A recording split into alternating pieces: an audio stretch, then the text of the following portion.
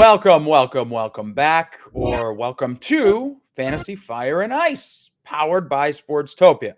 If you're a friend of the program, you know that last week was my own personal bye week, but we're back for week 8, and it's good to be back. We're basically at the halfway point of the season before they made all those odd numbers, but I don't want to get sad about us being halfway done. I want to make the most of everything we have left.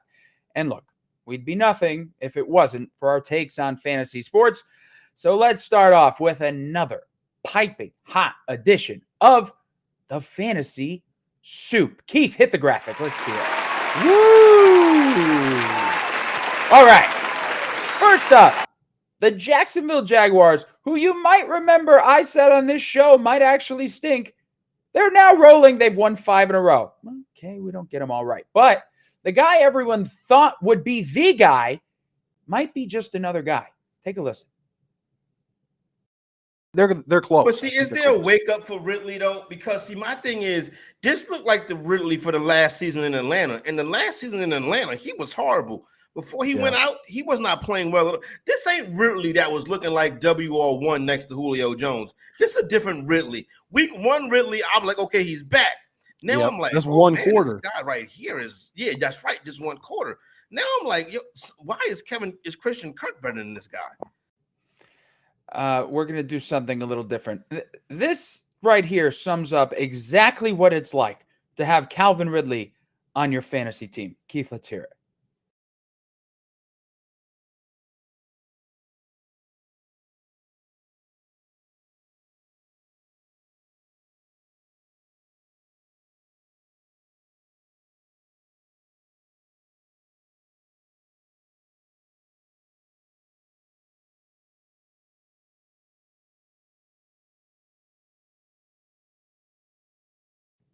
Oh, it's so lovely. It's so lovely to hear Ender Sandman at the beginning. And then, well, you heard the horns. Or I hope you heard the horns. The targets are there for Ridley. The team is winning. But Calvin Ridley, where art thou? And maybe there was an inkling of why you might not be the WR1 there. There's no prime Julio Jones on the other side of you. I hope you can get it together. All right, next up. Stu, a.k.a. Monotone Bets, likes to put his money where his mouth is.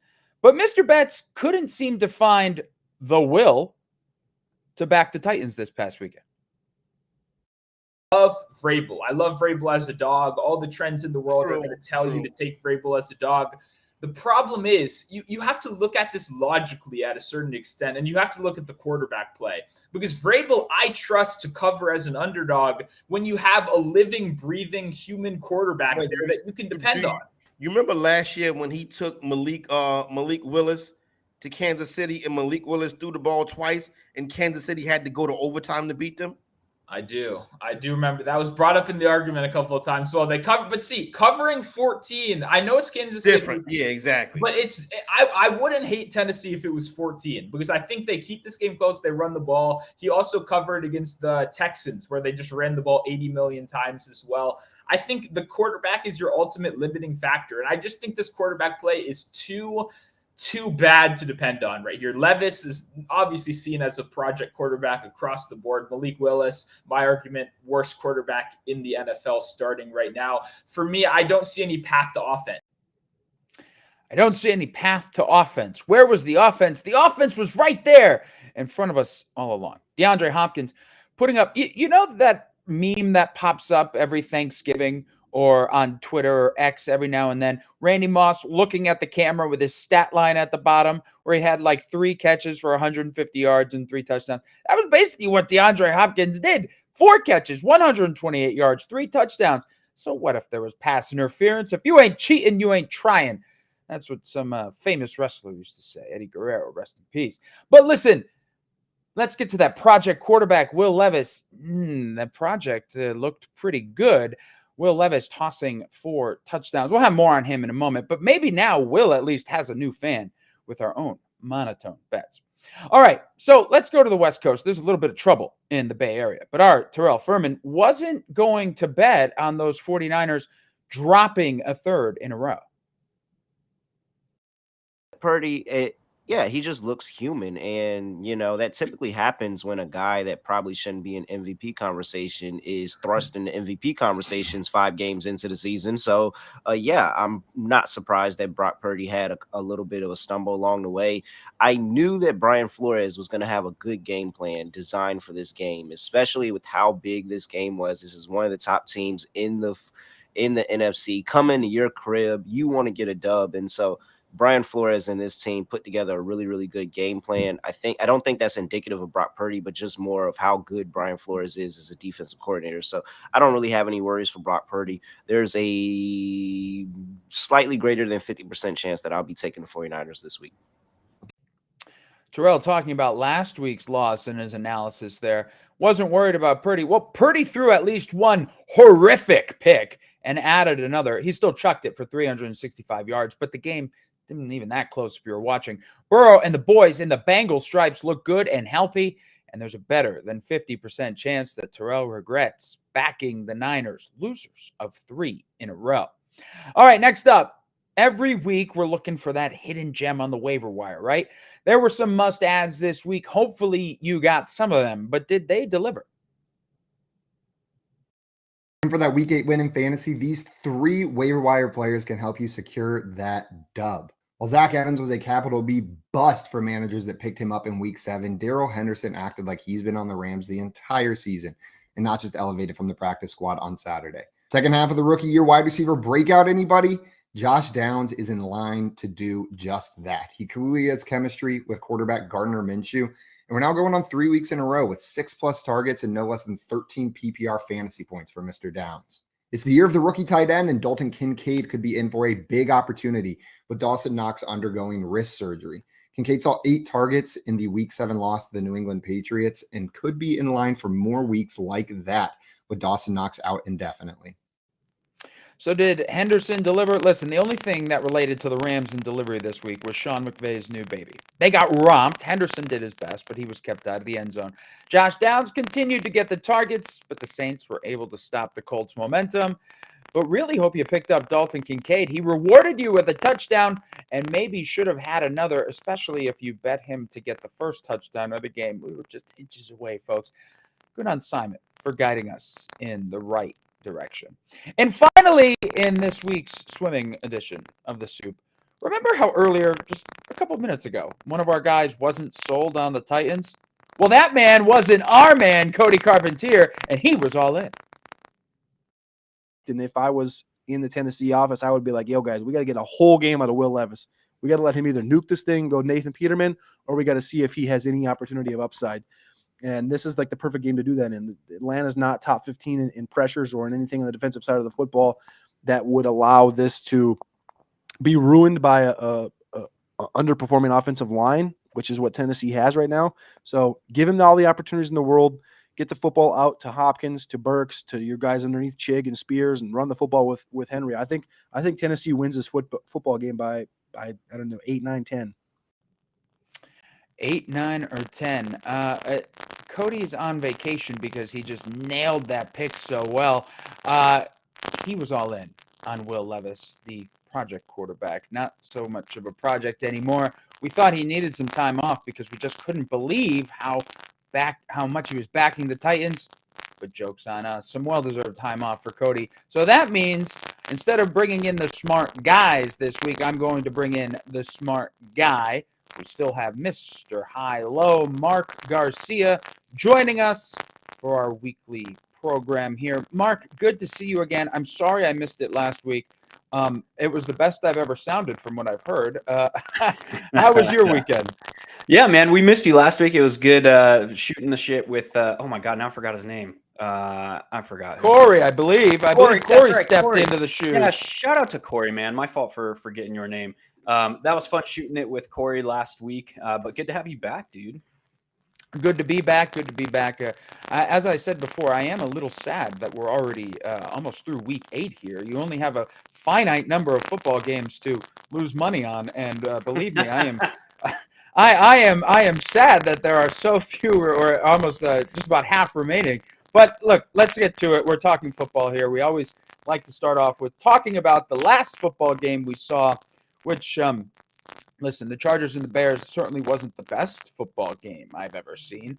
But I want to get your take because for the first time in a long time, the Chargers were involved in a game where they seemingly didn't have to sweat this one out. And I'm wondering if when you watched that game, you thought, okay, this is the Chargers that we wanted to see. This is Herbert, who has been getting a lot of heat. Like, let's face it, he's been getting a lot of heat lately because of his lack of fourth quarter heroics. I saw some absurd stat about how many times he's failed to come up big in the fourth quarter recently, even though he's the darling of a lot of us in the fantasy community about how good he is, and he has that big contract. So he looked good. He started off, I think, 14 for 14 or something absurd like that. So, Mark, when you see that game last night, is this you, or are you thinking, wow, okay, the Chargers figured it out, or are you just thinking, man, the Bears are bad?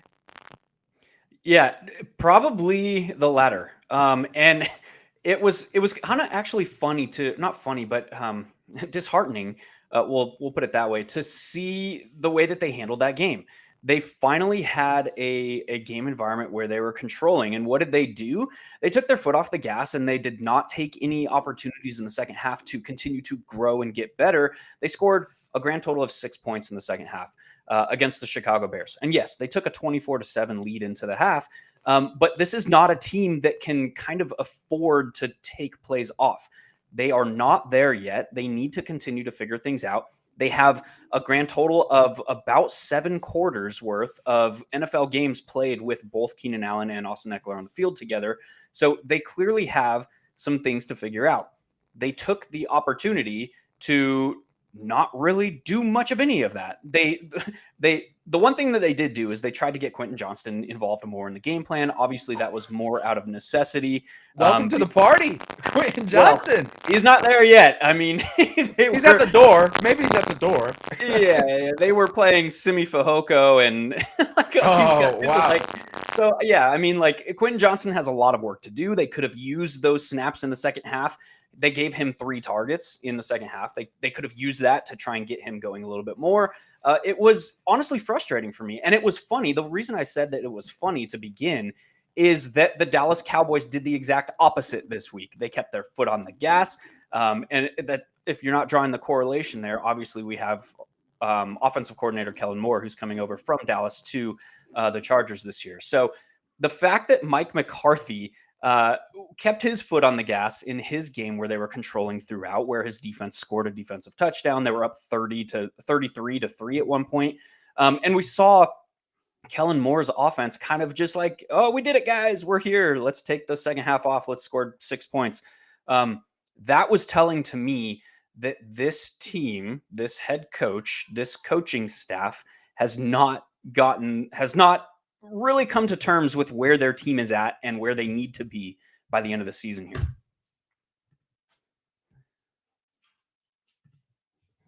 Sorry, so Matt is having some mic issues, so we'll get right back to that. The other side of that game, the Chicago Bears, obviously Tyson Bagent, we expected him to come back down to earth at some point. That happened against a far more superior defense than they played in his first game in week 7 against the Las Vegas Raiders. What's up, dude? We're just talking about the Chicago Bears. Mark, I'm telling you, they want to keep me away from this show so bad. My takes are so hot. My picks are too good. Vegas and FanDuel and DraftKings are all trying to make a call to prevent the people from getting the information they need. Collusion, here we are. I tell you. Collusion. We're going to keep fighting. We're going to keep fighting. Come hell or high water or internet connection, we're going to get it there. Yes, we're going to get it there. So I get the sense that you are not sold on this Chargers team figuring it out.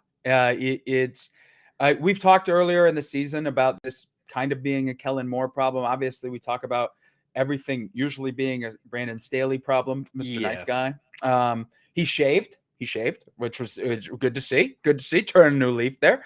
But I'm wondering if the health of Eckler, because let's face it, I mean, obviously he went down earlier in the season. Josh Kelly was not the guy. We've seen Eckler back, but last night it actually looked like the Eckler we're used to seeing. Do you think that is at least an indication that this offense and the team in general getting healthier, also getting healthier on defense, by the way, and we're going to get to the Bears in a second, but they are getting healthier on defense too. You saw Derwin James come up with a pick last night, I believe. So is that an indication? Yeah, the wonky. Yeah, is that an indication that this team, a fully healthy Eckler, a spell back now with Josh Kelly not being the back, Parham getting his catches, Quentin Johnston getting involved? Do you think they can make a run, or are you just we're gonna see like the 9-7 or 8-9? The problem is Brandon Staley. And what we saw last night, if you didn't believe that before, should have reinforced that point. The fact that this team, like we talked about, is not utilizing that second half of that game to get better. We know Joshua Palmer came into the game yesterday with a knee issue. It looked like they lost another wide receiver when he went off the field the way that he did. He was hopping around on the sideline to get to the blue medical tent, and then he comes back in the game, which was incredible to me. But the fact that they didn't use this game against a bottom feeder team to get better points to Brandon Staley. And I think that is the limiting factor here. And until that changes, and we've seen Brandon Staley's defense. Yeah, they have all the talent in the world. He's in year 3 of underperforming expectations on the defensive side of the ball, taking over a higher role in that defense now this year, and they're still kind of not performing well. Yes, we can point to the injuries. We can point to whatever we want. At some point, the finger has to be pointed at Brandon Staley here. Yeah, and a relatively quiet game from Keenan Allen also last night, where we had been used to seeing him kind of carry them. I got to get this off my chest about the Bears. Okay, Tyson Bagent is a fine story. Okay, he went to What's the Matter You in the what's sticks. the matter for you? Yeah, I get it. And they had all these wacky pictures, and he went undrafted, but he made an NFL team. That is a great story. That is a great story. But here's where I kind of draw the line. Can this guy play? Because I don't know if it's a Bears thing or if it's a him thing, but he certainly doesn't look like a guy that should be getting as much pub as he is. That's where I'll leave it there, Mark. I don't know what you think of him, but I have not. I think I'm just so used to the Bears being sloppy in general that maybe I'm kind of like, oh, maybe if he had a different team or maybe if he had another chance. But let's face it. He went to a bottom school and didn't get drafted. It's not like this guy was like Tom Brady in round 7. Okay. So I don't know. Do you see anything? Do you see a spark from him at all? Yeah, I actually do. And come on. Where I think he is, I won't say like an NFL caliber quarterback, but I don't want to compare him to Brock Purdy because I think that's unfair. But there are some things that I see in Tyson Bagent that Brock Purdy also exhibits. And those are pocket presence. He took 1 sack last night against a good pass rush. And his ability to go through his progressions. Now, that is something that still needs work, because when you're watching him play, we saw this last night. His first read target share, or his first read target, his percentage of throws that go to his first read is kind of off the charts. So he's staring down his wide receivers. So he needs to kind of make some strides in his progressions. So that means he needs to be able to diagnose a defense, get through his progressions, and find the best place to distribute the ball, as opposed to staring down his wide receivers. That said, his arm talent is there. We saw it on the first play from scrimmage yesterday. We saw him go deep, and this was exciting because Luke Getsy was like, "Hey, we're gonna silence all the critics. We're gonna air it out to Darnell Mooney down the sideline for 41 yards on the first play of the game." That was awesome. And it was like they completely went away from any semblance of aggression after that. But Yeah, that was the only that was like their only big shot, and it was almost like, hey, see, I can throw it downfield because they last week they had brought it, they brought in who was it, Peterman? They brought in somebody to heave a Hail Mary, and so there were questions about Bajan's arm, but then he was like, oh, see, I can throw it down on Mooney, and then, well, not for the rest of the game. Yeah. So if Bajan can get some repetitions in practice, he will be able to work on that kind of progression and reading defenses. But the pocket presence is a plus. His arm talent is good. That throw he made to DJ Moore down the sideline, just over the outstretched fingers of the defender, was an amazing throw. He stared DJ Moore down the entire time, so the defender knew it was coming. But that was an amazing throw, fit into a tight window where only his wide receiver could catch it. So his arm talent is okay. His arm strength isn't the best, but neither is guy like Brock Purdy.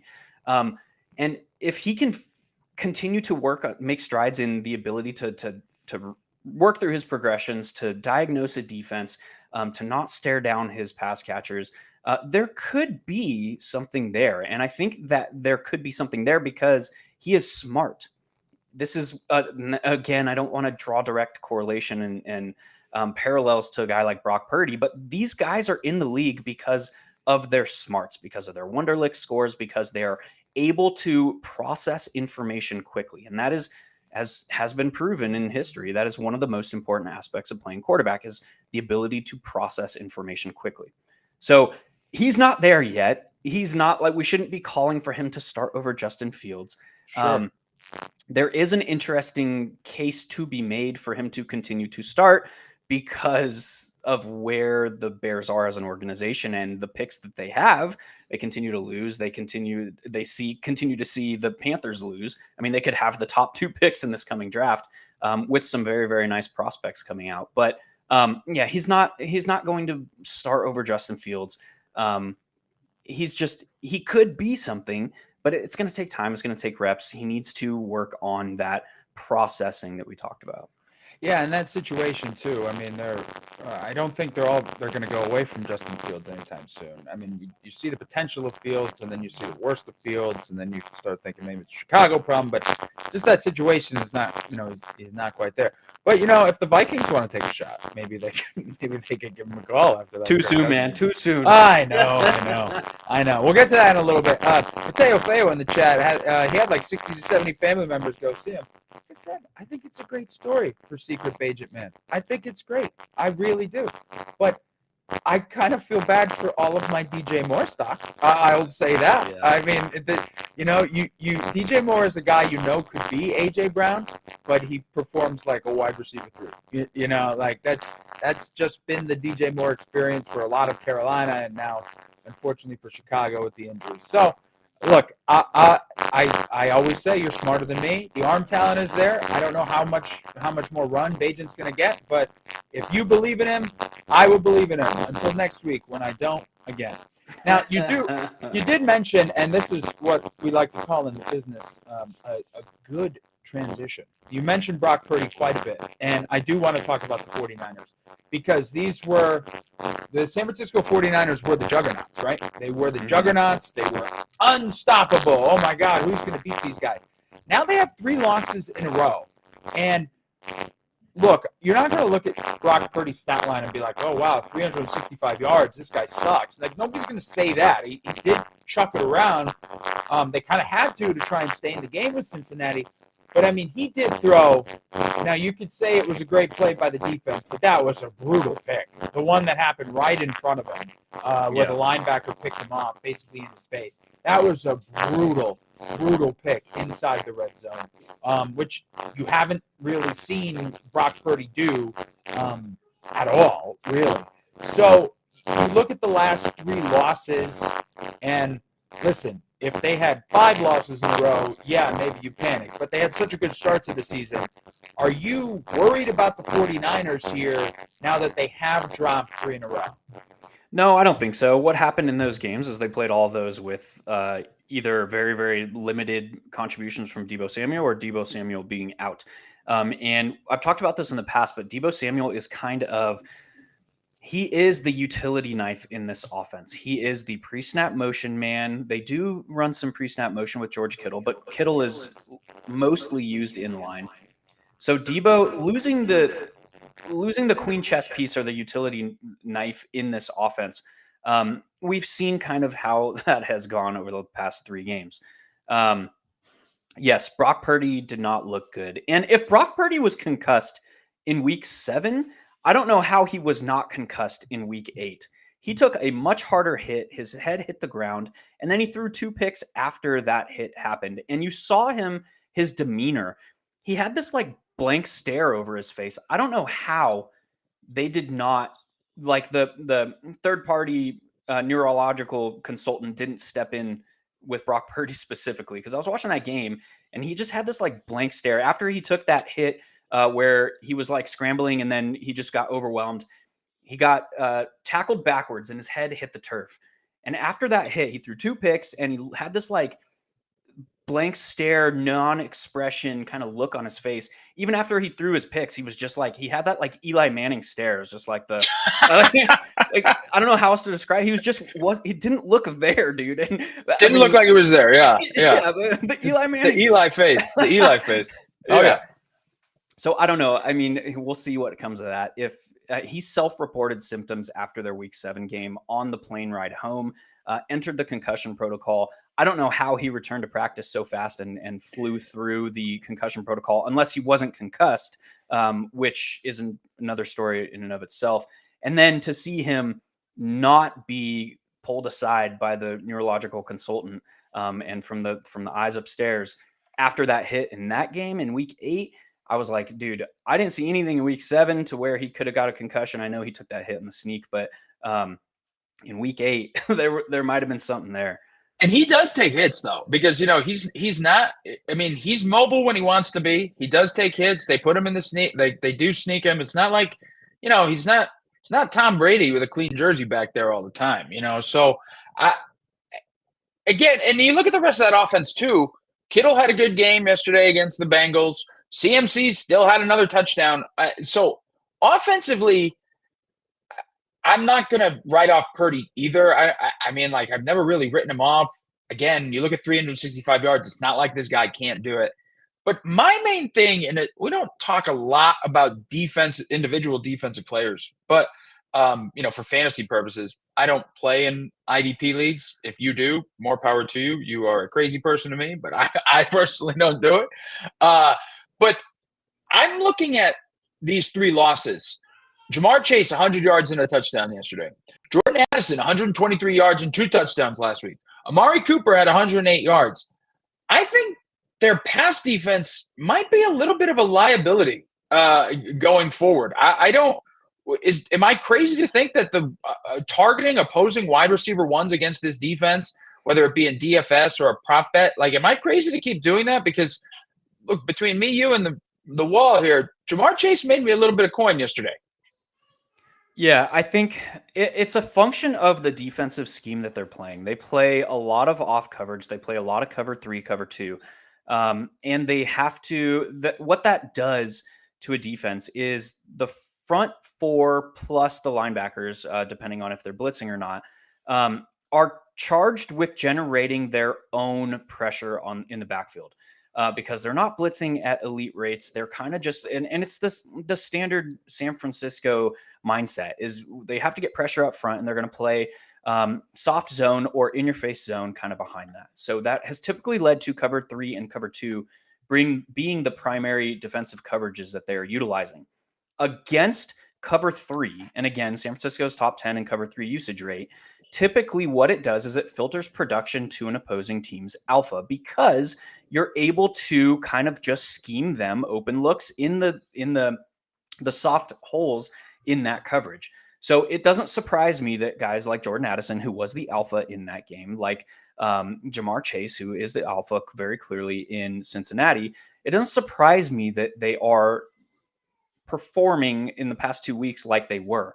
Because the front had struggled to generate pressure on their own. And if you're not generating, you kind of need all those pieces working together to have success when you're playing off coverage, cover 2, cover 3, and you're not blitzing a lot. There's different ways of obviously bringing a defense together, but that requires a lot of coordination. And if one of those pieces are missing, it's going to make the entire defense kind of perform at a lower level. It's similar to what Robert Saleh does, obviously, with the connections there, similar to how Robert Saleh runs his defense in New York, where they task their front 4+ in generating organic pressure without having to blitz. That allows the linebacking core to drop into this. It's not exactly Tampa 2 where the linebackers are dropping in coverage, but it requires all those pieces kind of working together.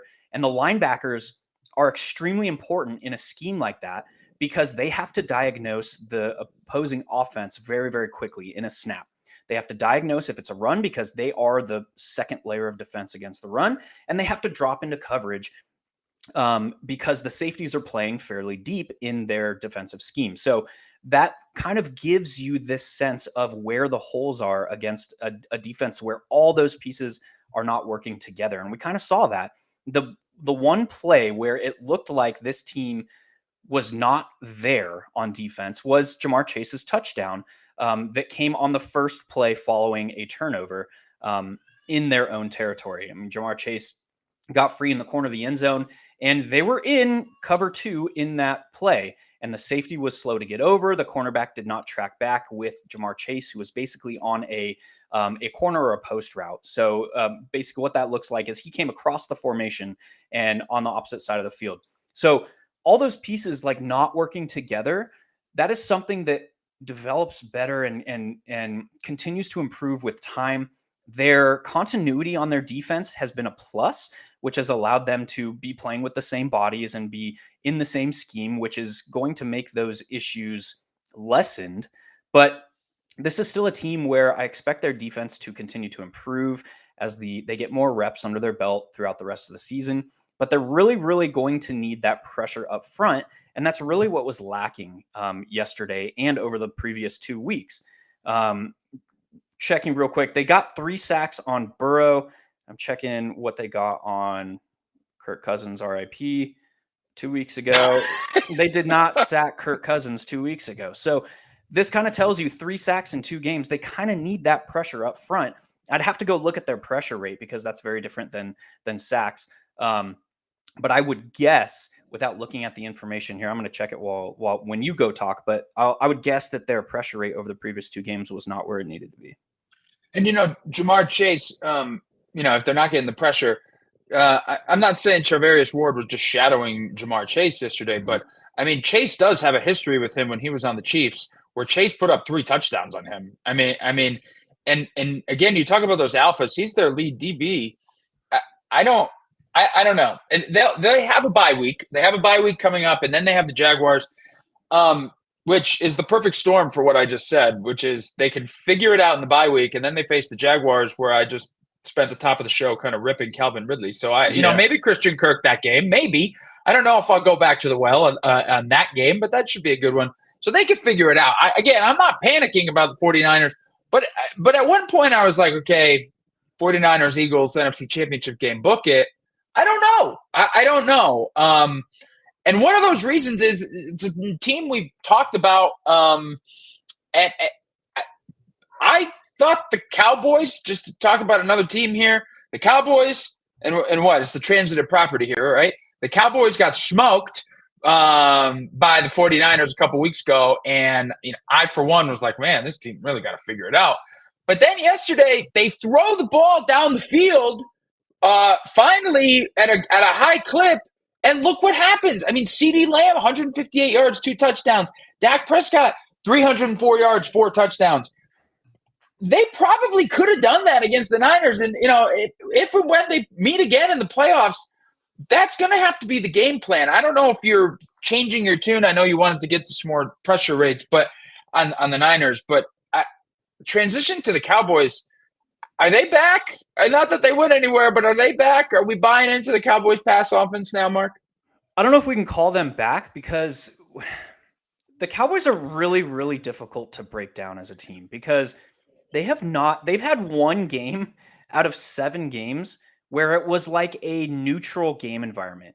And that was their game against the Chargers, which was a 20-17 game. You look at every other one of their games, and they started the season with 4 games against bottom feeder teams. They played the Giants, the Jets, the Cardinals, and the Patriots. All those teams are in the bottom 10 in the league and lost to the scoring. Cardinals. And they did. They lost to the Cardinals. And then they went on, they got smoked by the 49ers. They played the Chargers to a close 20-17 game. And then they come out and smoke the Rams. So this team is very, very difficult to break down because we hadn't seen really what this offense is likely to be at the end of the season yet. And I don't think they're even I don't think we have seen what their offense is going to be in week 17 going into the playoffs, week 18 still yet, because this team has played 6 out of their 7 games in extreme environments. They've played one game where it was close. Also in that, coming into this week, CeeDee Lamb had a 22.2% targets per route run rate. He was around 22% in team target market share. They had not been leaning on him as they had in the past. Tony Pollard, you look at his underlying metrics coming into this week, and they were basically, all of his efficiency metrics were basically cut in half compared to last season. He had an 8.8% breakaway run rate last year. That was down to 4.2% this year. And I was trying to figure out why that is. And it's very clearly that they're not manufacturing him touches in space. Last season, Zeke was that between the tackles guy. They were able to utilize Pollard off tackle. They were able to utilize him on bump and run through the air, getting him the ball in space. This year, it's here you go, man. I know your body's not built for it, but here, go run between the tackles for 12 to 15 times, and we'll see what we get. It's okay, well, we know that he's, last night or yesterday, he had 4.4 yards per carry, and that was one of his highest games in the season. Kind of goes to show why things are not kind of clicking for this offense. One, they haven't had to have those in-game reps yet. And two, we didn't really know what this offense wanted to be. We knew Mike McCarthy was yeah, we're going to run the football because we want to rest our defense. Yeah, okay, good luck with that guy. But we didn't really know what else was going to happen here. And that's a McCarthy problem, though. Yes. Not to cut you off, but that's a McCarthy problem because you go back to Pollard being built the way he is, and I know Cody and you have talked about this. He was a better 2 because of his dimensions, and he excelled in that role. But as a 1, and look, for fantasy purposes, as a guy who I saw go as high as the 2nd round in some drafts, he's had 3 games, 3 of his last 4 under 10 fantasy points. He probably hasn't won you single-handedly any weeks like maybe he could have last year or the year before when he was behind Zeke. Because of that and because of McCarthy, would you, if you were coaching the Cowboys, would you switch to the pass first now and not this run the ball stuff with the guy who can't do it for 3 downs? 100%. And the reason is when you're trying to run the football to rest your defense or whatever, you have high rates of early down rushes. And what that does is it's very predictable from a defense. You cheat your safety into the box. You have 8 men in the box. You look at Tony Pollard's average defenders in the box, and it's amongst the highest in the league because he's seeing first down carries, second down carries, where it's an obvious rushing situation. Now, last week, at least, or this week, whatever, in week 8, we actually saw this team pass more on first down. We saw this team gain 8 yards or pick up a first down on first down passes. And that allows your offense to be more fluid because you're not basically playing into exactly what the opposition is going to expect.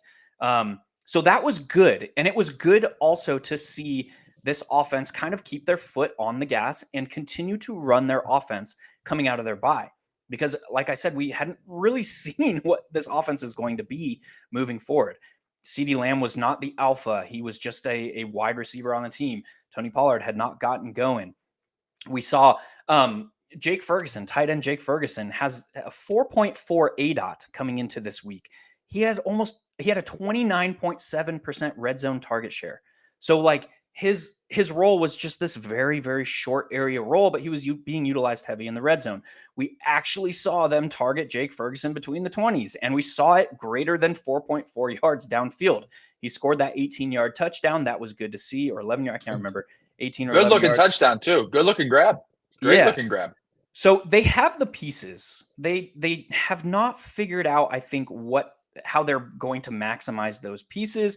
They need to get Brandon Cooks running more downfield. They need to expand his route tree to keep defenses honest, to influence the safeties. They need to utilize Michael Gallup because Michael Gallup is out there running wind sprints. You might as well run him.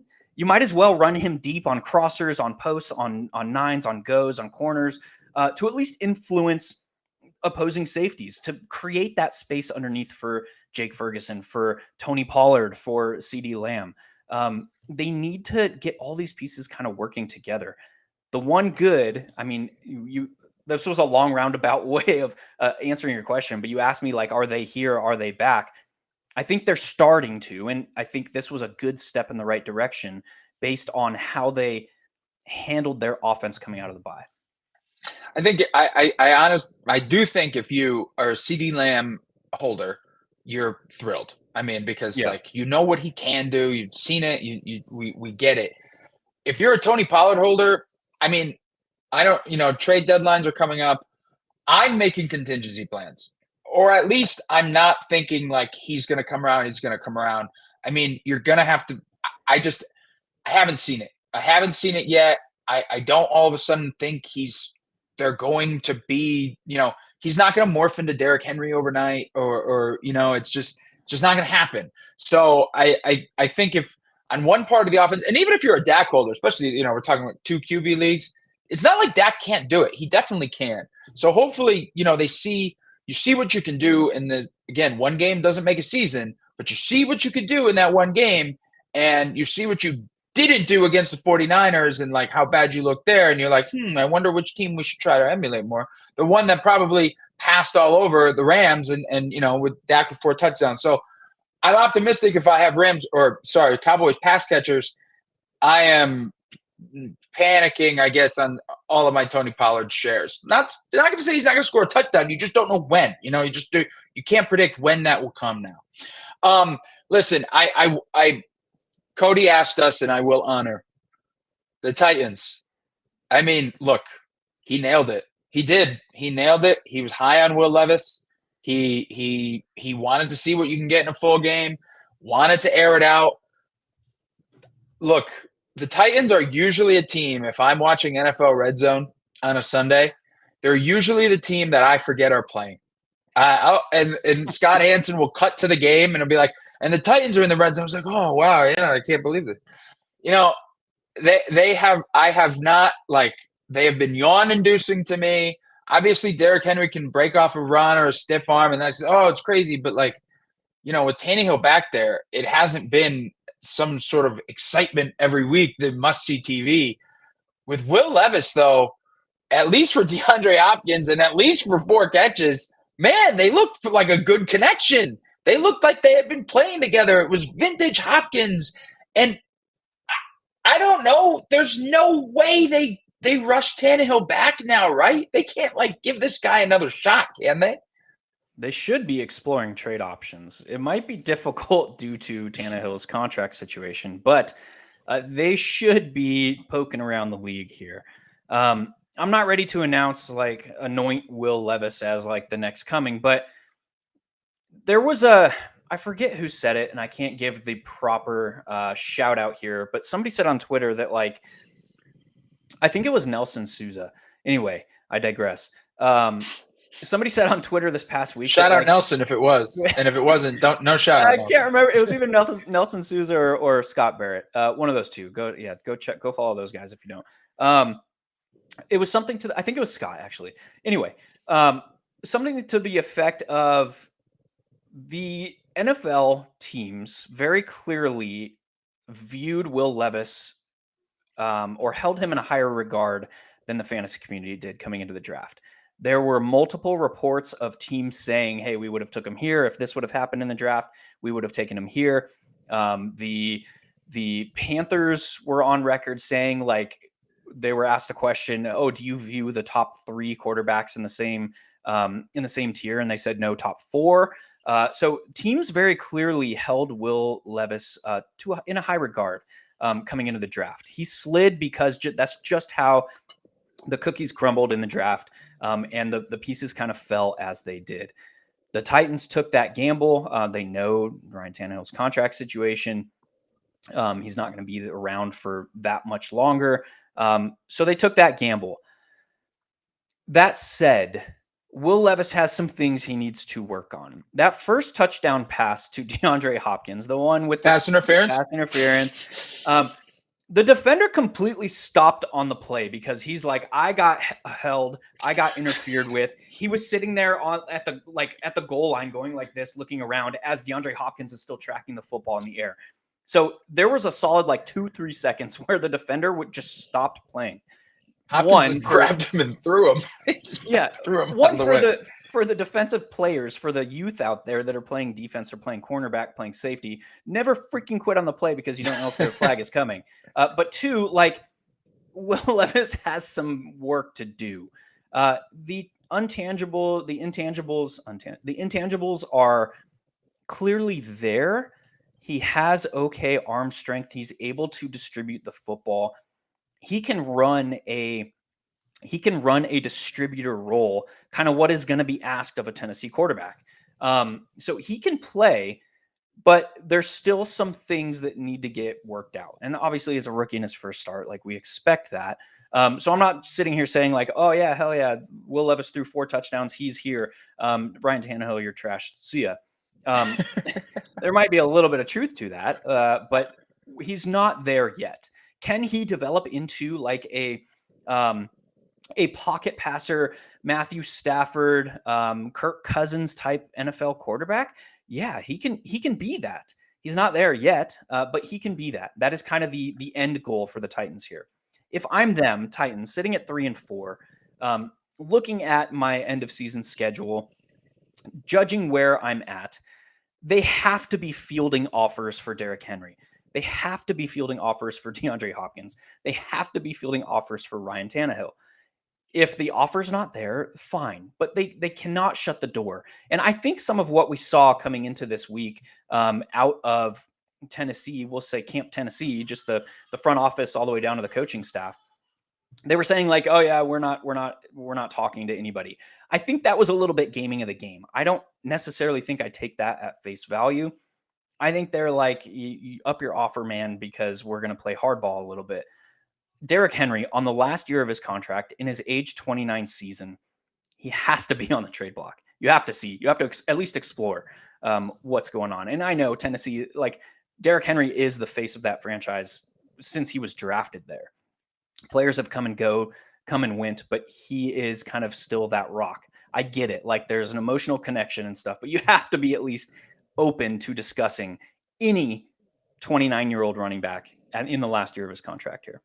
Trading him would kill the fans. I mean, that would kill the fans. And I get it from an owner perspective. Maybe that's not what you want to do. Just speaking of King Henry, he had a 100-yard game this past weekend. Again, kind of showing the offense was clicking, I guess the way it should be. To put a bow on this though, and I guess, again, one game, right? One game. But do you think what you saw is an upgrade of what Tannehill can and can't do? Do you, or are we just a product of Tannehill's age, Tannehill's injuries? I mean, but are we talking upgrade, or are we just kind of staying the same if we go with Will Levis from here on out? I think it's close. I don't think it's necessarily I can't just anoint it like an upgrade, hell yeah, let's go, the rest of the season is ours type thing. The drop off isn't as steep as people probably thought coming into the season. So, I mean, that's a situation if hey, got a quarterback on a rookie deal. Yeah, there's going to be some dead money associated with Tannehill, and that contract is not the best. But you have to at least explore it because the drop off necessarily wasn't there. They don't need a guy who is coming out to throw 40 plus times a game. They need a game manager, a guy who is going to be able to distribute the football, get the ball into his playmakers' hands, and they're just going to leverage their offensive line and their defensive line. And that's really what I think is coming into their own this season, is an offensive line that performed into bottom 5 levels over the first 5-6 weeks of the NFL season. Their talent is very clearly not on the levels that they've had up front through the rest of Derrick Henry's career.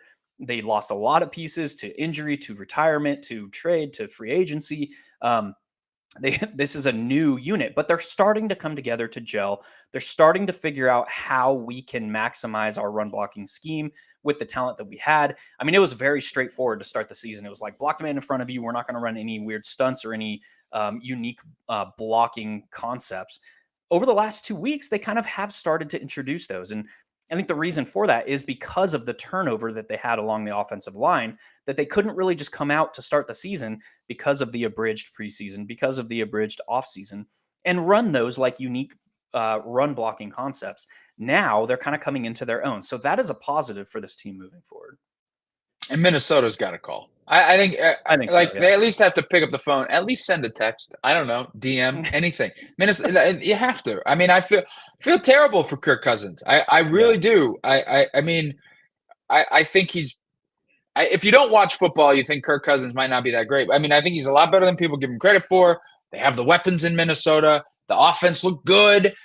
Jefferson I would say, was probably going to come back. Now I don't know. You know, if they can't get somebody in there who can get the ball to these playmakers.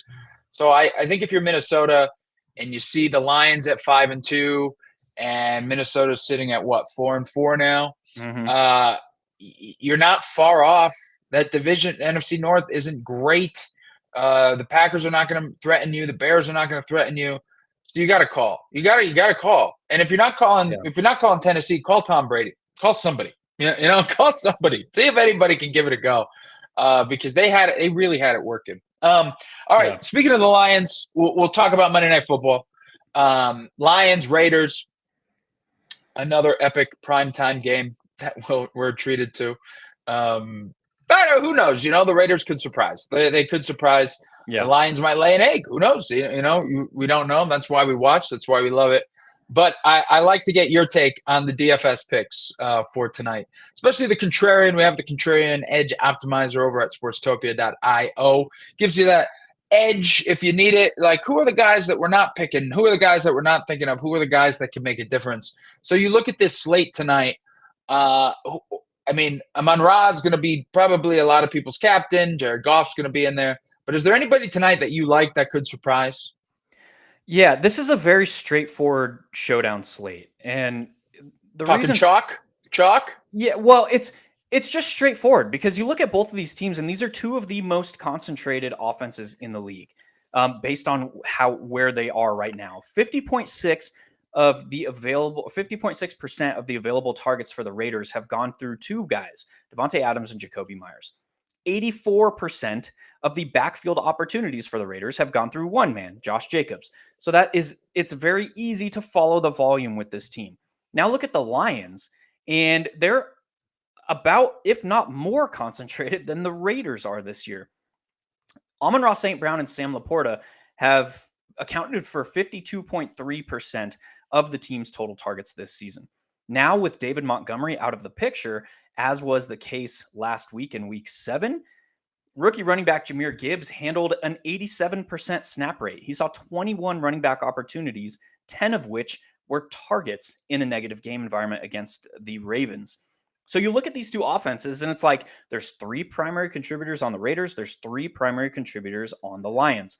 Behind those 6 players, and there's a lot of interesting aspects that go into that as well. You look at the Raiders; they are 3rd worst in the league in red zone touchdown rate allowed on defense. That means Love that. Love it. Yeah, so that means 73.91% of opposing red zone trips result in a touchdown against the Raiders. So that we can draw a couple of conclusions to that. One, it knocks the Detroit kicker because we expect them to score at a higher rate when they enter the red zone. And obviously on the other side of that, the kicker situation in Las Vegas, they have a very, very low red zone touchdown rate, only 41.67% on offense. That ranks 27th in the league. The problem is Daniel Carlson has not been good, and he's injured, so we don't know who's going to be in the kicker for the Raiders and if they're going to be good. But all of that discussion kind of leads to there are 3 primary pieces on each offense, and behind that, there are a bunch of guys who are playing around the same amount of snaps. You have Trey Tucker in Las Vegas, who actually outsnapped Hunter Renfrow each of the last 2 weeks. You have Austin Hooper, who's playing around 40% of the offensive snaps now with the rookie tight end. His name escapes me right now. Michael Mayer? Yes, Michael Mayer. Yeah, sorry. Yes. I was going to ask you about him, but go ahead with Hooper. Yeah. You have guys like Antoine Green now in Detroit, who stepped into some of the vacated snaps that were left behind by Marvin Jones. Hope everything's going on with him. He stepped away to address a personal matter. So hopefully everything's good with that. But Antoine Green, Jamison Williams, Brock Wright, Khalif Raymond, all 4 of those guys are playing about 40% of the offensive snaps for Detroit. So it's like we have 3 very clear places on each team where the volume's expected to go. And behind that, a ton of ambiguity. So I think you can make very clear builds by anchoring around Jared Goff plus 1 or 2 of his pass catchers, and then either Josh Jacobs, Jacoby Myers, and Devontae Adams on the other side. And I leave out Jimmy Garoppolo from that discussion because of the poor red zone touchdown rate for the Raiders, the fact that he's only surpassed 16.1 fantasy points twice this season. He's only thrown for multiple touchdowns twice this season. So if choosing quarterback, it very clearly goes to Jared Goff. But behind that core, it becomes very, very ambiguous. And I think that you can, if you're playing this showdown slate, I think you make a very tight core, and then you rotate 1 or 2 of the guys that we talked about, including the kickers, Trey Tucker, Hooper, Raymond, Green, Williams, and Wright. And you just try and capture a touchdown out of one of those guys. You hope you roll the dice, you hit it. I will say, if you're planning on fading Devontae Adams, which, I mean, look, it's not like he's been lighting the world on fire. He's been frustrated about his role. At least when they played on Monday night earlier this year, he went 13 receptions, 20 targets, 172 yards, 2 touchdowns. Jimmy G was slinging the rock. Jimmy G will hopefully be back tonight. So maybe if you're a Devontae Adams holder, if you're going to make a lineup, maybe that's good things for Devontae. I mean, you're not going to bet against the guy, right? It's really like, hey, Josh McDaniels, can you, I don't know, use your best player? Do you think that might help the team? I don't know. Yeah. I don't coach. Well, Mark, appreciate it. I think it was good. I love the insight about the kicker situation, because you see it in some of these Millie Maker lineups. What's in there sometimes, a defense or a kicker, guys, I don't usually tend to think about when I do the lineup. So that was good insight there. Hopefully we're treated to a good Monday night game. The primetime games have been a little iffy, but who knows? Maybe we might get lucky. All right, Mark, like I said, we're almost halfway through the season. Hopefully we have a better second half. And for all of you guys tuning in, thank you so much. Check out sportstopia.io, my studs and duds, Mark's analysis, and all the other good stuff. Until then, have a great week of football. See ya.